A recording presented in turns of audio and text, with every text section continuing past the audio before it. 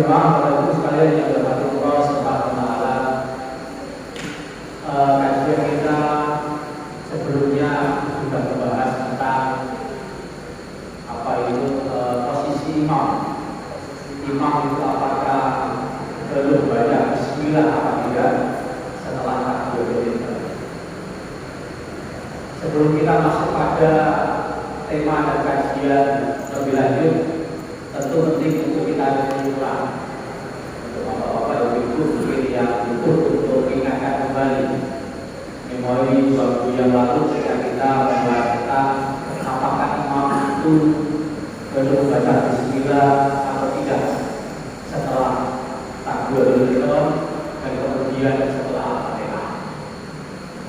Minggu yang lalu kita sudah menjelaskan ada 3 perspektif ulama yang menjelaskan apakah bismillah itu perlu dibaca. Pertama, ulama yang diwakili oleh mazhab Al-Maliki atau Malikiyah itu menjelaskan bahwa membaca bismillah itu tidak perlu. Jadi setelah imam itu takbiratul ihram Allahu Akbar, itu tidak perlu membaca bismillah. Baik dibaca secara sirri, maupun dibaca secara atau jelas. Di antara firman hadis yang dipakai landasannya adalah dari Anas bin Malik. Jadi beliau Anas bin Malik ini sholat di belakang Nabi, pengalamannya sholat di belakang sahabat Abu Bakar kepada Utsman. Itulah nasbah ahadan minhum yang tahu bismillahirrahmanirrahim.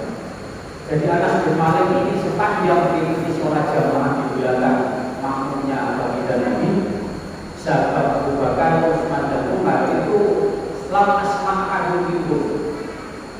Nabi, Abu Bakar, Utsman dan Umar itu tidak pernah membaca bismillahirrahmanirrahim. Jadi ini hadis landasan yang dipakai oleh mazhab Maliki mengapa membaca bismillah setelah takbiratul ihram itu dianggap tidak perlu. Hadis yang kedua yang dipakai oleh mazhab Maliki itu adalah kan yastaghfiruna bilhamdulillahi rabbil alamin.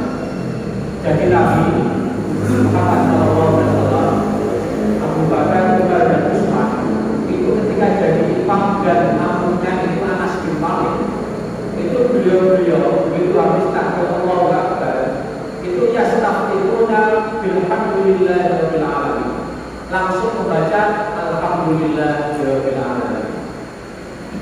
Wala yaqra'una bismillahirrahmanirrahim, dan tidak membaca bismillahirrahmanirrahim baik di awal qiraati atau di akhirnya, baik di awal setelah takbiratul ihram sebelum al-fatihah maupun setelah al-fatihah ketika masuk dalam surat bacaan surat. Jadi Allahu Akbar masuk alhamdulillahirabbil alamin sampai waladhdallin, masuk langsung tidak diawali dengan bismillah. Jadi kamu yastaghfiruna bilhamdulillahirabbil alamin wa la yaqulu bismillahirrahmanirrahim fi awali qiraati aw fi akhiriha. Jadi ini dapat Imam Malik kenapa membaca bismillah, tapi imam itu tidak perlu setelah takbiratul ihram. Yang ketiga, itu saja mungkin Bapak Ibu masih ingat ya. Itu juga Anas bin Malik sholat di belakang kanjeng Nabi, sahabat Abu Bakar dan Utsman. Itu kan mulai seharusnya bismillahirrahmanirrahim. Nabi itu tidak mengeraskan bismillahirrahmanirrahim. Bahkan Yusiruna dan Nabi Abu Bakar dan Utsman itu mendisirikan, merahasiakan dalam membaca bismillahirrahmanirrahim. Jamaah yang berhormat Allah Subhanahu wa taala itu landasan kenapa bismillah itu tidak perlu dibaca oleh imam setelah takbiratul ihram. Paling tidak ada 3 hadis yang sudah disampaikan dalam pertemuan pertama dan kita lagi pada malam hari. Kemudian yang kedua, Bapak Ibu sekalian,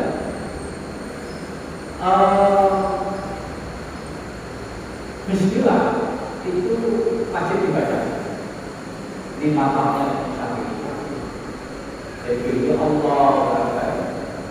baca apa kita itu. Kemudian Bismillahirrahmanirrahimnya itu wajib dibaca jahar atau keras.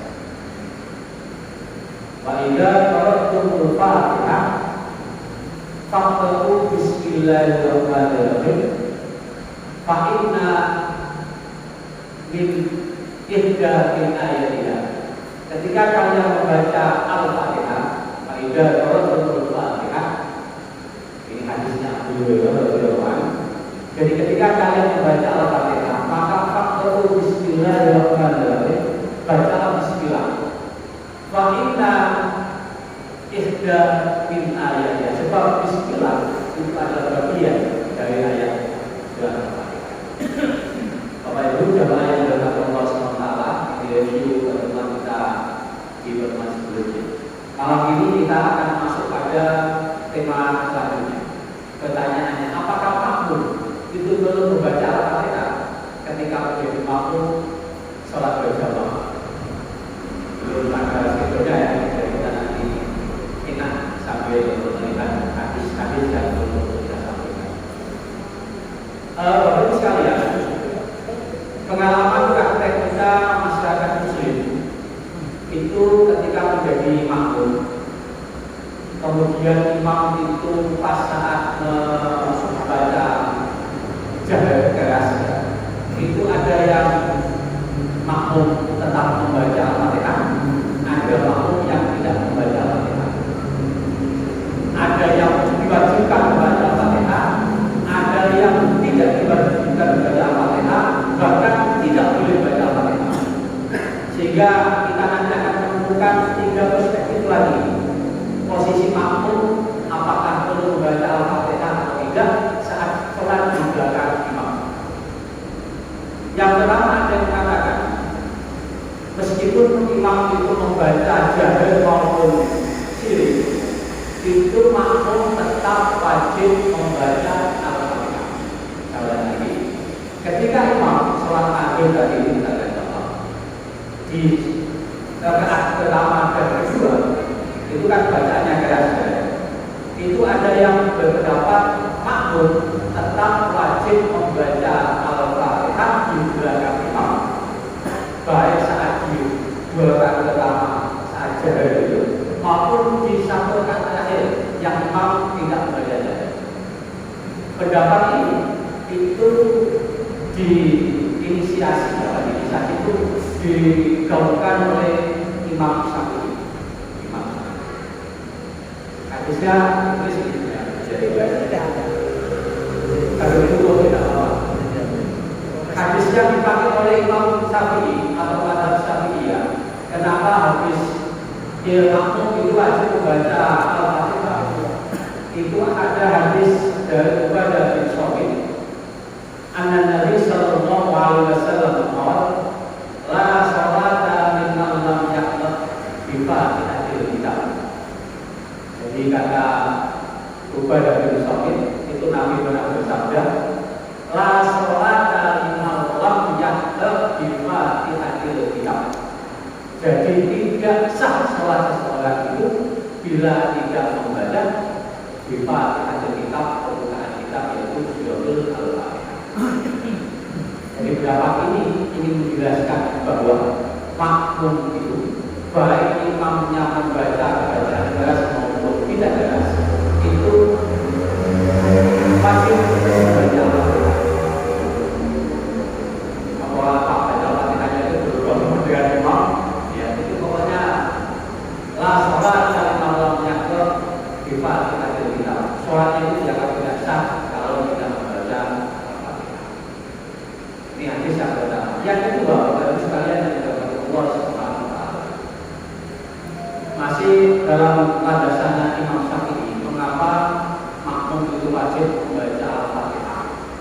Ketika imam itu baik dalam bacaan jahar maupun sirri, bacaan keras maupun pelan, itu tetap makmum wajib membaca Al-Fatihah.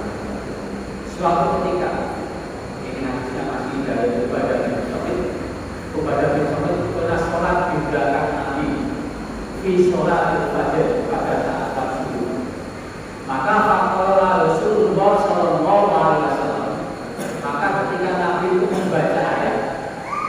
tiba-tiba pasal tulang alaihi birohmah. Nabi itu tiba-tiba bacaannya menjadi awal, menjadi pasal tulang alaihi birohmah, bacaannya tiba-tiba menjadi awal.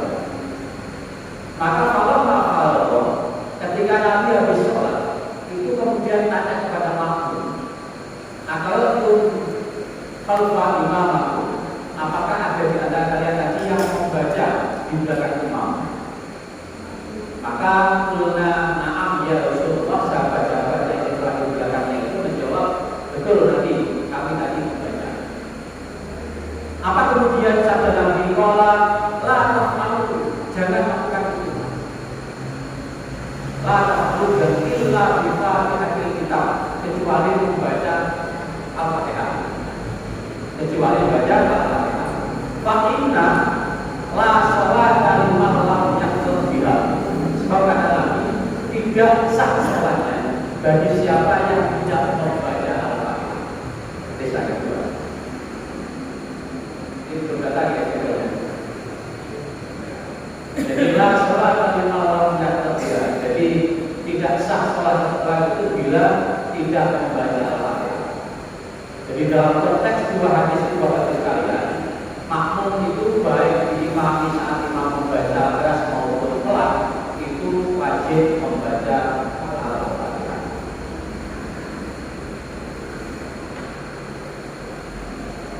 Supaya ada yang dibaca dan ada yang diingat, saya coba menjelaskan dengan media papan tulis. Makmum Al-Fatihah. Jadi ada tiga perspektif ulama dalam menjelaskan ini. Yang pertama adalah makmum itu wajib membaca Al-Fatihah baik saat imam membaca zahir maupun pendapat ini itu adalah pendapatnya madhab Syafi'iyah atau Imam Syafi'i. Jadi Bapak Ibu sekalian, mungkin ketika kita sholat berjamaah, kemudian teman-teman kanan kiri kita itu ada yang saat imam selesai waladhdallin kemudian membaca ayat itu podo-podo ya. Jadi berlomba-lomba kan ada begitu itu ya. Itu sesungguhnya pakai landasannya. Dalilnya ini. Jadi An Ubadah ibnu Samit Anan Nabi sallallahu alaihi wasallam qala la sholata liman lam yaqra bi fatihatil kitab.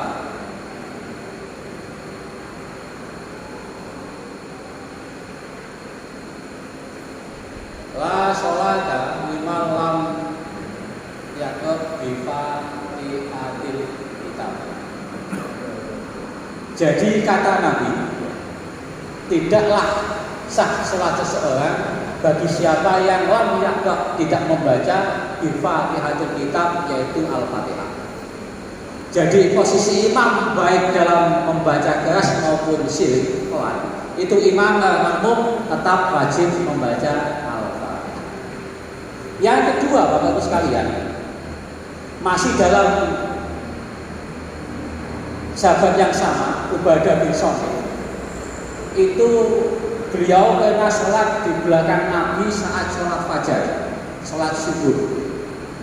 Kemudian saat Nabi yang ke Rasulullah sallallahu alaihi wasallam fasakulat alaihi qiraah. Ketika Nabi sedang membaca ayat, itu tiba-tiba bacaannya menjadi awal. Fasakulat alaihi qiraah.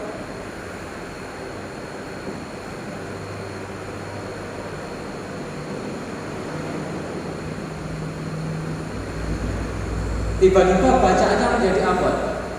Maka falamma faragha, ketika Nabi selesai sholat, itu Nabi kemudian bertanya kepada para sahabat, "Aqra'tum khalfan imamakum?" Apakah ada di antara kalian yang membaca di belakang imam? Maka sahabat-sahabat di belakangnya menjawab, "Na'am, qulna ya Rasulullah." Betul, kami ada yang membaca. Nah, ketika mendapatkan jawaban begitu itu, Nabi melanjutkan sabdanya, la taf'alu. Jangan lakukan itu, la taf'alu. Illa kecuali bi Fatihatil kitab. Kecuali membaca apa? Bi Fatihatil kitab, yaitu Al-Fatihah. Sebab apa? Fa inna la sholata liman lam yaqra biha. Sebab tidak sah sholat seseorang itu apabila tidak membaca Al-Fatihah. Fa inna la sholata liman lam yaqra biha. Sebab tidak sah sholat seseorang itu bila tidak membaca Al-Fatihah. Jadi dua hadis ini menjelaskan posisi makmum itu wajib membaca Al-Fatihah ketika imam itu baik membaca saat suara keras maupun suara pelan. Yang ketiga, singkat saja. Yang ketiga ini hadis dari Abu Hurairah radhiyallahu anhu. Jadi Nabi itu pernah bersabda begini, man shalla sholatan falam yaqra fiha bi ummil Qur'an fahiya ghairu tamam. Jadi kata Nabi, siapa yang sholat kemudian tidak membaca di dalamnya itu bi ummil Qur'an, ummul Qur'an itu Al-Fatihah, fahiya ghairu tamam, maka sholatnya tidak sempurna. Nah, ketika itu Abu Hurairah ditanya para sahabat, faqila li Abi Hurairah inna kunna wara al-imam. Hei Abu Hurairah, padahal kami ada di belakang imam, apa masih perlu baca Al-Fatihah? Para sahabat tanya begitu. Maka jawabannya beliau adalah iqra biha fi nafsik. Bacalah Al-Fatihah itu di dalam hatimu saja. Jadi ada perspektif baru ya. Jadi membaca Al-Fatihah di belakang imam itu tetap wajib, tetapi fi nafsika, di dalam hatimu saja. Jadi iqra biha fi nafsika.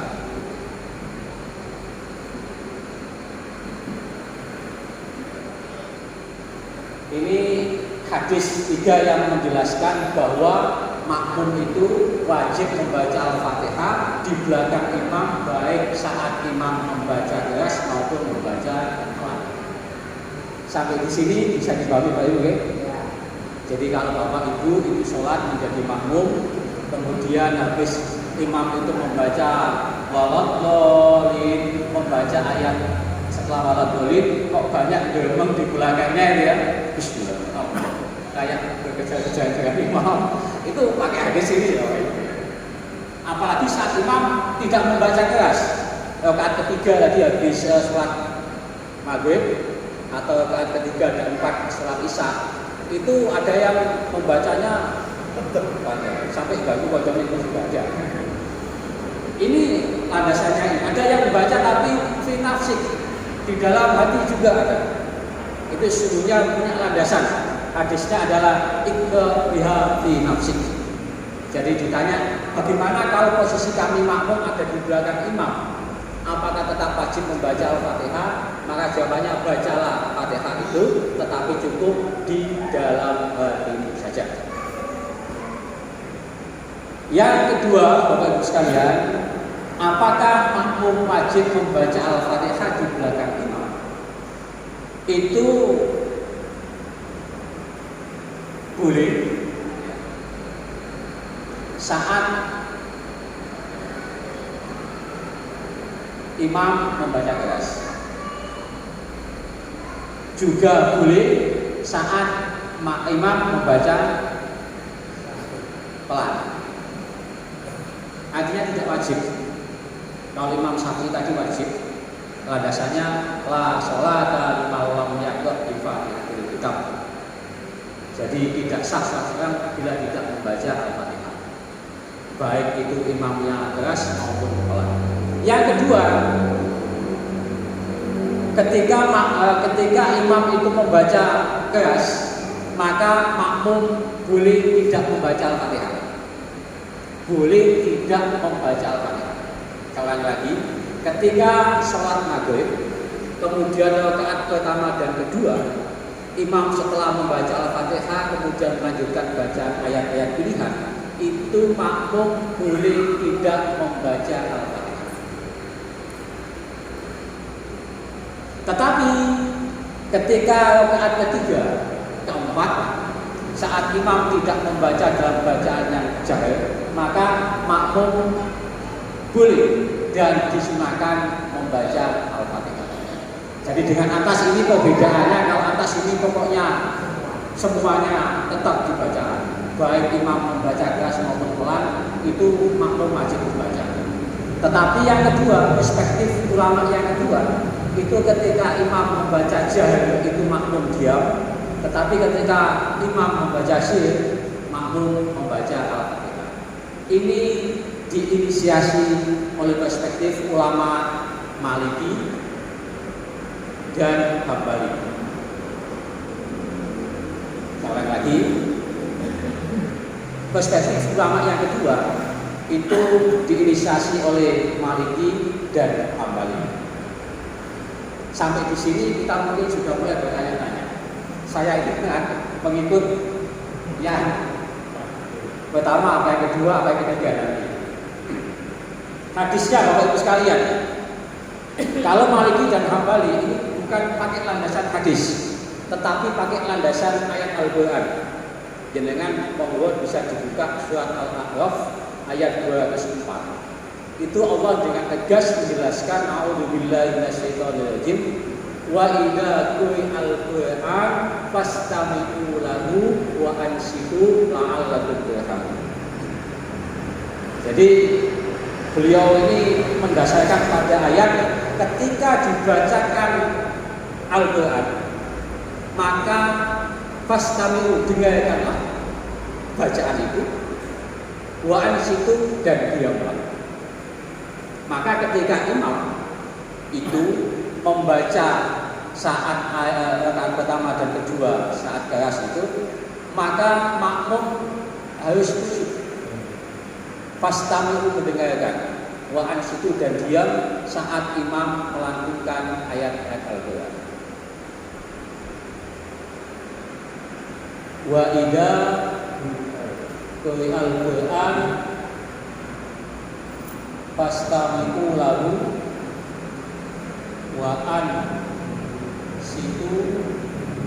la'allakum turhamun.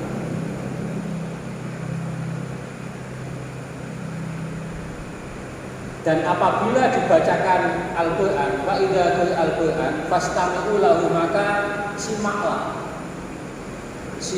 dengarkanlah bacaan itu. Wa ansitu, dan diamlah ketika bacaan itu dibaca, la'allakum turhamun, supaya kalian mendapatkan rahmat dari bacaan Al-Quran. Maka ketika imam membaca Al-Fatihah keras, kemudian surat atau pilihan ayat itu juga keras, posisi makmum diam, sesuai dengan petunjuk Al-Quran Al-A'raf ayat 204. Wa idza quri'al Qur'an fastami'u lahu wa ansitu la'allakum turhamun.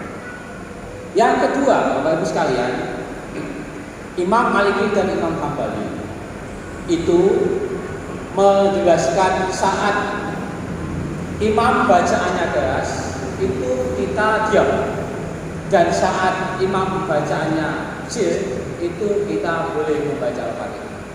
Hadisnya adalah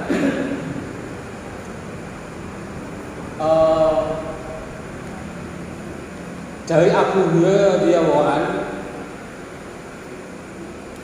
innama ju'ilal imam, sesungguhnya diangkatnya seorang imam, liutammima bih, untuk diikutinya. Fa idza kabbara fakabbir wa idza qira'a fa'ansitu. Jadi diangkatnya imam jadi imam sholat itu sesungguhnya untuk diikuti oleh makmum. Maka ketika imam itu takbir, fakabir, maka ikutlah takbir. Maka ketika imam itu imam itu membaca ayat, maka fa'an situ, maka diamlah. Ini hadis yang dijadikan landasan oleh Maliki dan Hambali. Kenapa saat imam membaca itu kita diam, kemudian saja itu kita diam. Saat imam itu membacanya pelan, kita boleh membaca Al-Fatihah. Hadisnya bunyinya adalah innama ju'ilal imamu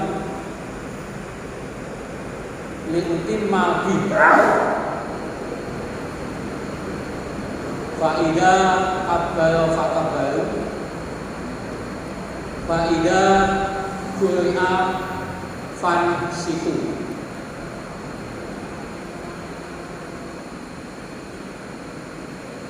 Jadi sesungguhnya diangkatnya imam itu untuk diikuti, liutimma bihi. Fa'idha kabar, ketika imam itu takbir, fakabiru, maka ikutilah takbirnya. Fa'idha kui'a, ketika imam itu sedang membaca ayat Al-Quran dan Al-Fatihah, maka fa'an situ kalian makmum diamlah. Tidak usah beres-beres mengikuti ganggu temannya gitu. Ya kira begitu. Kita itu memang ada yang diam saja itu aja. Yang nggak boleh itu meskipun imam membaca keras Fatihah, imam membaca itu ada pendapatnya ketiga dan. Nah, sampai di sini Bapak Ibu sekalian, kita sudah bisa mulai merasakan getaran jiwa kita. Ini sudah ada mulai pilihan-pilihan yang biasa kita lakukan. Versinya Imam Syafi'i, versinya Imam Maliki dan Imam Hambali. Apakah yang Syafi'i salah dan Maliki salah? Oh tidak, semuanya landasannya sama. Kayak yang kemarin kita menyampaikan imam itu membaca bismillah atau tidak, itu hadisnya sahih semua. Tetapi di masyarakat itu jadi perbedaan. Itu kemudian menjadi maklum, kita mesti sikapnya harus bijak. Maka pilihannya adalah ayat pertama bismillahnya kita jaharkan, rakaat kedua bismillahnya kita jaharkan. Itu lebih bijak. Tapi kalau jamaah kita sudah paham paradigmanya sama, maka misalkan Maliki semua gitu, tidak usah bismillah langsung alhamdulillah. Nah kan ada protes. Tapi kalau kita menjadi imam di tempat-tempat umum yang sifatnya itu heterogen, maka landasan yang paling pas kita jangan menanti. Pokoknya bismillah jaga semuanya silakan, tetapi juga kita punya landasan. Kalau tidak pakai bismillah itu juga ada landasan. Ini juga makmum. Makmum itu saat imam sedang membaca ayat, kemudian membaca Al-Fatihah, itu juga ada landasannya. Kemudian saat imam membaca al-jahar, kemudian kita diam, juga ada landasannya. Cuma yang ingin saya sampaikan, Maliki dan Hambali ini landasan yang pertama adalah nas Al-Quran. Jadi perintah Allah itu tegas, ketika dibaca Al-Quran maka dengarkanlah bacaan itu dan kemudian diamlah, supaya kita mendapatkan rahmat dari bacaan itu. Wa'alakum turhamun. Yang ketiga, sudah mau bisa ya? Masih cukup satu hadis lagi ya. Ini sudah 5 hadis ya. 1, 2, 3, 4, 5. 3 hadis pertama mewakili mazhab Syafi'i. 2 hadis yang kedua, 2 dalil yang kedua mewakili mazhabnya Maliki dan Hambali. Yang ketiga Bapak Ibu sekalian, perspektif dari ulama Hanafi. Imam Hanafi ini mengatakan bahwa makmum itu tidak wajib membaca Al-Fatihah. Baik imamnya itu membaca jahar maupun membaca sir, membaca keras maupun membaca pelan. Jadi makmum itu harus mengikuti imam apa adanya. Imam takbir, imam rukuk, sujud, membaca didengarkan. Ketika diam juga tidak membaca apa-apa. Ini mazhabnya siapa? Hanafi. Hadisnya juga ada. Man kana lahu imam faqira'atuhu lahu qira'atuhu. Jadi barang siapa yang mengikuti sholatnya imam, maka bacaannya imam itu juga ada sekaligus bacaannya makmum. Tapi hadisnya ini dalam kajian hadis lemah. Saya tuliskan aja ya. Man kana lahu imam faqira'atuhu lahu qira'atuhu.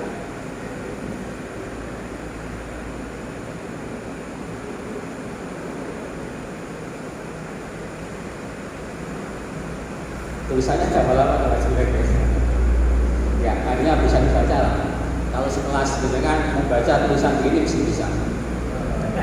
Jadi man kana lahu imam faqira'atuhu lahu qira'atuhu. Jadi barang siapa makmum yang mengikuti imam, maka bacaan imam itu adalah termasuk juga menjadi bagian bacaan makmum. Ini yang diinisiasi oleh mazhab Hanafi, bahwa makmum itu tidak perlu membaca Al-Fatihah di belakang imam, bahwa imam itu saat membaca jahar keras maupun membaca sir atau pelan. Bapak Ibu sekalian, ini adalah fenomena keagamaan Ubudiyah yang terjadi di tengah-tengah kita, dan ini ada sebuah keniscayaan. Jauh sebelumnya saya sudah menjelaskan kenapa di kalangan ulama itu terjadi ikhtilaf pendapat dalam hal-hal ubudiyah semacam ini. Itu pertama adalah memang cara pandang membacanya itu berbeda. Jadi ikhtilaf qiraah, masih ingat ya lalu ya. Jadi kenapa ulama-ulama itu terjadi beda pendapat? Itu adalah karena beda dalam cara membaca teks atau ayat. Contohnya sudah berkali-kali saya sampaikan di Al-Maidah ayat 6 itu ya. Maidah kuntum ila sholati fasulu wujuhakum dan lain sebagainya itu ada pembacaan wa arjulakum, ada yang dibaca wa arjulikum. Nah, ulama itu dengan membaca itu ikhtilaful qiraah, sehingga efek hukumnya itu juga tidak sama. Nah, semacam ini juga begitu. Dalam konteks makmum apa perlu membaca Al-Fatihah di belakang imam, itu ulama juga banyak perspektif, dan semuanya itu ada landasan hadisnya dan sahih. Nah, kita sebagai umat yang di kelompok mutakhir ini, maka tidak perlu kemudian fanatik mengikuti salah satu mazhab, mengikuti salah satu cara pandang ulama dengan tidak tahu landasannya. Tetapi begitu kita tahu landasannya, masing-masing punya landasan kaidah dalil hadis dan ayat Al-Quran, maka kita akan semakin terbuka wawasan kita. Ketika kita sholat dimanapun, kemudian menemukan imam bacaan bismillahnya tidak dimunculkan, oh berarti itu biasanya itu. Ketika kita menemukan imam kemudian bacaan bismillahnya kok keras, oh itu berarti itu hadisnya ini mudah-mudahan hafal ya. Begitu juga ketika kita posisi makmum, begitu imam habis sholat dolim, ternyata di samping kiri kanan kita membaca Fatihahnya sangat mengganggu kita. Itu jangan disalahkan, langsung dilihat berarti ilmunya ada di hadis ibadah sawit. Itu juga nanti yang biasa membaca Al-Fatihah keras setelah imam membaca Al-Fatihah, itu juga bisa dirasani. Kok dia bisa baca Al-Fatihah kayaknya? Mungkin landasannya walidah Al-Quran fastaghfirulahu wa'ajibulah. Jadi semuanya itu ada paradigma ilmuannya. Oke. Jadi semuanya ada paradigma ilmuannya, dan mudah-mudahan kita semakin dimantapkan dengan kajian-kajian semacam ini. Demikian yang bisa kami sampaikan. Maaf untuk pertemuan minggu depan karena sudah menjelang puasa, kita persiapan membahas tentang hadis puasa dan sekaligus tentang perintah puasa. Mudah-mudahan kita bisa memberikan usia panjang dan bisa ketemu di pertemuan yang akan datang.